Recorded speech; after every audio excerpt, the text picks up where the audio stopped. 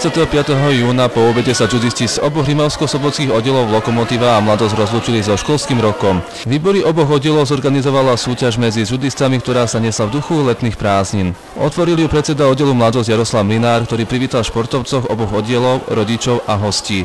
Športovo-technickú časť súťaže mal na starosti predseda oddelu Lokomotívy Ľubomír Antal, ktorý bol zároveň hlavným rozhodcom.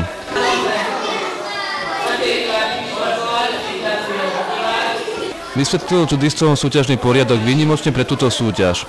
O 14:30 sa začali boje na dvoch tatami, kde 45 judistov už netrpezlivo čakali na svojich súperov. Tréningový proces bude pokračovať 2. septembra po zahájení nového školského roka.